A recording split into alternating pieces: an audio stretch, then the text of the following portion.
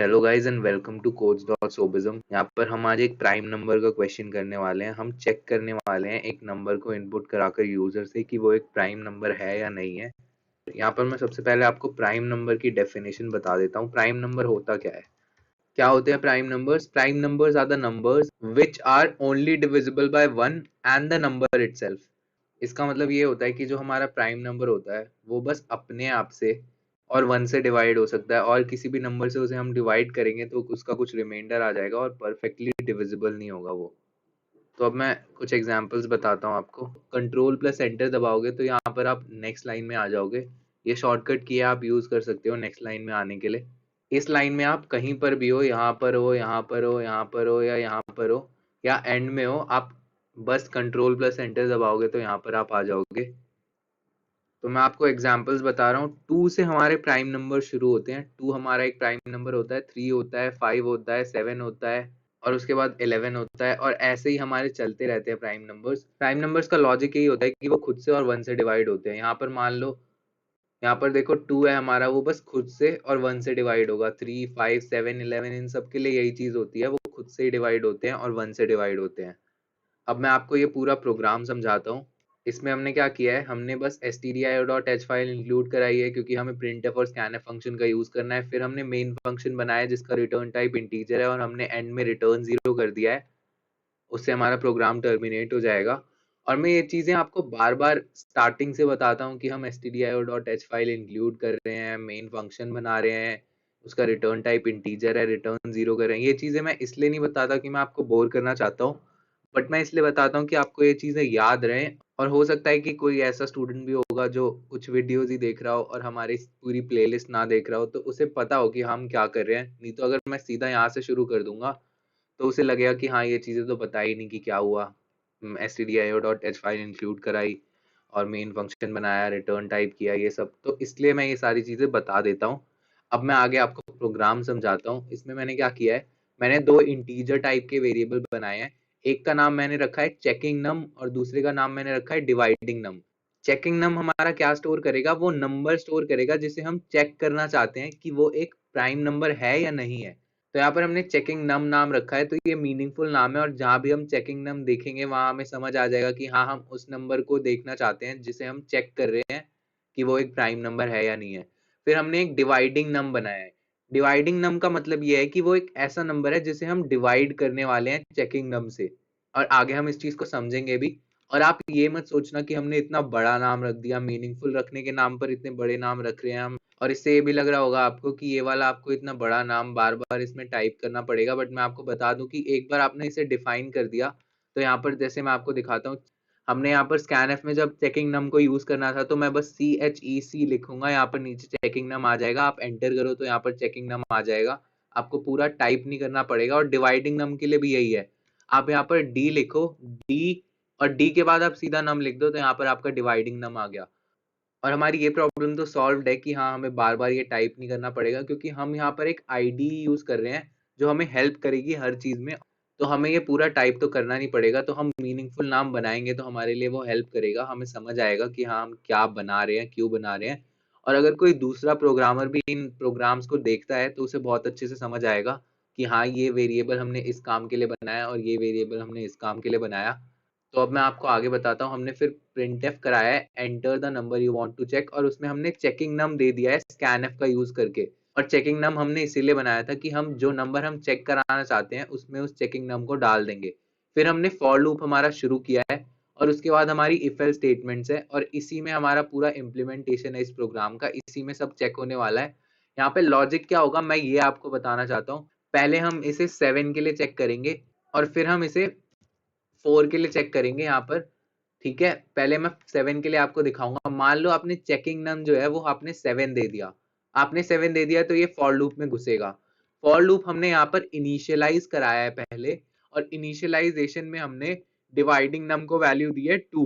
और हमने यहाँ पर 2 से इनिशियलाइज क्यों कराया है, इसका रीजन ये है कि अगर हम 1 से इनिशियलाइज कराएंगे तो यहाँ पर जब हम चेकिंग नम को डिवाइड करेंगे, मतलब हम चेकिंग नम मॉड्यूलस डिवाइडिंग नम करेंगे, तो यहाँ पर ये 0 आ ही जाएगा और पहले ही पूरी कंडीशन खराब हो जाएगी। मतलब यहाँ पर 2 लगाना बहुत जरूरी है। आगे ये चीज और अच्छे से समझाता हूँ आपको मैं। फिर हमने क्या किया है, यहाँ पर हमने फिर डिवाइडिंग नम लेस देन चेकिंग नम किया है। मतलब ये लूप जब तक चलेगा जब तक ये डिवाइडिंग नम चेकिंग नम ना बन जाए, और फिर हम डिवाइडिंग नम को इंक्रीज भी करते रहेंगे, मतलब इंक्रीमेंट करते रहेंगे प्लस प्लस ऑपरेटर, मतलब पोस्ट इंक्रीमेंट ऑपरेटर से।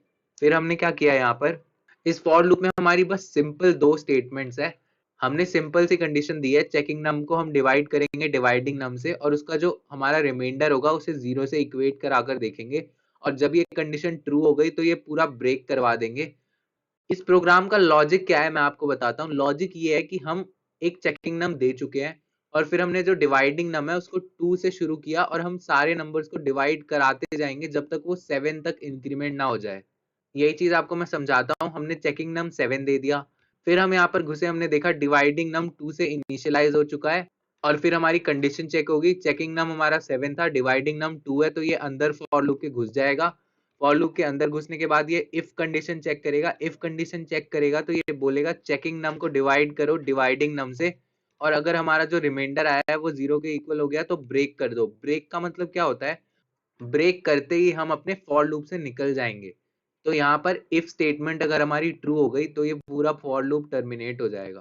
तो अब हम यहाँ पर क्या करने वाले हैं, यहाँ पर हम क्या करेंगे, पहले हमारा 2 था, तो मान लो आप अभी 2 से इसे डिवाइड करके देखोगे। 2 से आपने डिवाइड किया तो आपने देखा जो हमारा रिमाइंडर आया वो 0 के इक्वल नहीं है, तो ये पूरा इफ नहीं चलेगा। तो यहाँ पर ये सेकंड लूप में घुसेगा, फिर डिवाइडिंग नम को ये इंक्रीज करेगा, डिवाइडिंग नम इंक्रीज होगा 1 से और ये 3 हो जाएगा, और फिर ये हमारी कंडीशन चेक करेगा, हमारी कंडीशन ट्रू है क्योंकि 3 लेस देन 7 होता है। और फिर हम हमारे इफ में घुस जाएंगे। इफ हम देखेंगे चेकिंग नम को डिवाइड करेंगे डिवाइडिंग नम से, और फिर हम देखेंगे 0 अगर हमारा रिमाइंडर हुआ तो ये फिर ब्रेक होगा, लेकिन ये यहाँ पर 0 रिमाइंडर नहीं होगा क्योंकि हम 7 को 3 से डिवाइड कर रहे हैं और रिमाइंडर हमारा 0 नहीं आएगा, तो ये फॉर लूप फिर से चलेगा। ये अपनी नेक्स्ट आइट्रेशन पे जाएगा, नेक्स्ट आइट्रेशन पे जाएगा तो ये डिवाइडिंग नम को इंक्रीज करेगा, डिवाइडिंग नम को इंक्रीज करके 4 कर देगा। फिर ये अपनी कंडीशन देखेगा, कंडीशन देखेगा तो ये फिर अंदर घुस जाएगा क्योंकि कंडीशन हमारी ट्रू है। कंडीशन हमारी ट्रू हो गई तो ये फिर चेक करेगा कि चेकिंग नम को डिवाइडिंग नम से डिवाइड करके देखेगा, और फिर ये अपना रिमाइंडर जो होगा उसे 0 से इक्वेट करा के देखेगा। फिर ये इस चीज में यही होगा कि हमारा फिर से ये 4 से डिवाइड हुआ 7, तो ये फिर 0 नहीं हुआ, फिर ये बाहर आया, फिर ये 5 हो गया। 5 के लिए भी हम सारी चीजें करेंगे, फिर से ये नहीं होगा, इफ स्टेटमेंट नहीं चलेगी और फॉर लूप फिर से चलेगा। फिर 6 के लिए करेंगे, फिर हम ये कंडीशन चेक करेंगे तो ये कंडीशन ट्रू होगी, अंदर आएगा, लेकिन ये वाली कंडीशन फॉल्स होगी, तो ये फिर बाहर आके फॉर लूप फिर से रन होगा। फॉर लूप फिर से रन होगा तो ये यहाँ पर 7 हो गया, लेकिन हमारा डिवाइडिंग नम 7 होते ही ये चेकिंग नम के इक्वल हो गया और ये कंडीशन फेल हो गई। और ये कंडीशन फेल होने का मतलब ये है कि हमारा ये जो फॉर लूप है ये टर्मिनेट हो जाएगा, क्योंकि यहाँ पे कंडीशन फॉल्स हो गई तो हमारा फॉर लूप खत्म हो गया, और ये 7 के इक्वल हो चुका है अब डिवाइडिंग नम, और हमारा चेकिंग नम तो 7 था ही। फिर ये देखेगा if checking num equals equals dividing num, और फिर ये प्रिंट करा देगा percentage D is a prime number, और यहाँ पर परसेंटेज डी की जगह चेकिंग नम आ जाएगा, मतलब हमारा आ जाएगा 7 इज अ प्राइम नंबर। और अगर हम एक नॉन प्राइम नंबर लेते तो वो आ जाता percentage D is not a prime number. तो अब मैं इसे 4 के लिए आपको चेक करा कर दिखाता हूँ। 4 के लिए क्या होगा, यहाँ पर 4 के लिए शुरू करेगा, यहाँ पर ये अंदर आएगा, हमने चेकिंग नम दे दिया 4, फिर ये अपनी इनिशियलाइजेशन कराएगा, इनिशियलाइजेशन होने के बाद ये कंडीशन चेक करेगा, कंडीशन हमारी ट्रू हो जाएगी। क्यों, क्योंकि हमारा 2 जो है वो 4 से कम तो है ही। और उसके बाद ये यहाँ पर इफ कंडीशन चेक करेगा, और इफ कंडीशन हमारी ट्रू हो जाएगी। यहाँ पर हमारा 2 है और हम 4 को 2 से डिवाइड करेंगे तो हमारा जो रिमाइंडर है वो 0 आएगा, तो हमारी ये इफ स्टेटमेंट चल गई और फिर हमारा ये फॉर लूप ब्रेक हो गया और यहाँ पर ये टर्मिनेट हो चुका है। और यहाँ पर आप ये देखो कि हमारा फॉर लूप इफ की वजह से टर्मिनेट हुआ है, तो यहाँ पर ये जो 4 है, मतलब ये जो चेकिंग नम है, ये हमारे डिवाइडिंग नम के इक्वल नहीं होगा, और हमारी जो बाहर इफ की कंडीशन है checking num equals equals dividing नम, ये फॉल्स हो जाएगी, तो हमारा एल्स चलेगा, और एल्स में क्या है, percentage D is not a prime number. और ऐसे ये हर नॉन प्राइम नंबर के लिए होने वाला है। अगर हमारा कोई भी नॉन प्राइम नंबर होगा तो वो पहले ही ब्रेक हो जाएगा, और अगर हमारा कोई प्राइम नंबर हुआ तो ये पूरा फॉर लूप चलेगा, और ये कंडीशन की वजह से ब्रेक होगा। और कंडीशन की वजह से अगर ब्रेक हुआ तो हमारा चेकिंग नम डिवाइडिंग नम के इक्वल हो गया होगा, और हमारा percentage D is a prime number आएगा। अभी मैं इसको रन करा कर आपको दिखाना चाहता हूँ। तो यहाँ पर मैंने इसे रन किया तो ये आ गया है। यहाँ पर मैं 3 दे देता हूँ, enter the number you want to check में मैंने 3 दे दिया और 3 हमारा आ गया है कि 3 इज नॉट अ प्राइम। हमारा 3 तो प्राइम नंबर होना चाहिए, तो यहाँ पर कुछ गलती हमने करी होगी जरूर। यहाँ ये एल्स में ठीक है, इफ कंडीशन ठीक है, हमारा सब ठीक है। हमने यहाँ गलती ये करी है कि हमने यहाँ पर चेकिंग नम और डिवाइडिंग नम को डिफाइन किया, लेकिन डिवाइडिंग नम को हमने यहाँ पर फिर से डिफाइन कर दिया है। और ये जब यहाँ पर वैल्यू देख रहा होगा कंपाइलर, तो ये बाहर वाले की देख रहा होगा और ये फिर ये ट्रैश वैल्यू ले ले रहा होगा। तो यहाँ पर हम क्या कर सकते हैं, या तो हम यहाँ से इंट हटा दें या फिर हम यहाँ से ये चीज हटा दें। मतलब यहाँ से हम हटा दें डिवाइडिंग नम को, या फिर यहाँ पे हम इनिशियलाइजेशन जो करा रहे हैं वो हटा दें। तो मैं अभी के लिए ये हटा देता हूँ और अब इसे फिर से रन करा कर देखते हैं। अब मैं इसे कराता हूँ 3 से। अब यहाँ पर ये आ गया है कि 3 इज अ प्राइम नंबर। और अब आप इसे और नंबर्स के लिए भी चेक करा कर देख सकते हो। आप 5 कर लो, 5 भी हमारा प्राइम नंबर होता है। अभी आप 6 डाल के देख लो, 6 हमारा is not a prime number आ जाएगा। और ये चीजें रन हो गई। और इस मिस्टेक को आप देखना जो मैंने करी थी वो आप मत करना। जब आप डिवाइडिंग नम को बना रहे हो, यहाँ पर डिफाइन कर रहे हो, तो यहाँ पर आप फिर से मत करो इंट।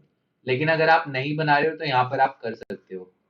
तो गाइज होपफुली आपको ये चीज समझ आ गई होगी। हम यहाँ पर करते क्या है, हम एक नंबर ले लेते हैं और फिर यहाँ पर हम 2 से शुरू करते हैं डिवाइड करना, और सारे नंबर्स के लिए डिवाइड करते हैं। और अगर ये रिमाइंडर 0 नहीं आता तो ये एंड में जाके वही नंबर बन जाता है, तो वो प्राइम नंबर हो जाता है। और अगर बीच में कोई ऐसा नंबर हुआ जो डिवाइड हो गया तो हमारा ये फिर प्राइम नंबर नहीं होगा। और यही हमारे इस प्रोग्राम का लॉजिक था और ये पूरी एग्जीक्यूशन थी। तो गाइज मैं नेक्स्ट वीडियो में मिलता हूँ आपसे। अभी के लिए थैंक यू। प्लीज लाइक करो, सब्सक्राइब करो और कमेंट करो अगर वीडियोस अच्छी लग रही है तो guys thank you, see you in the next video.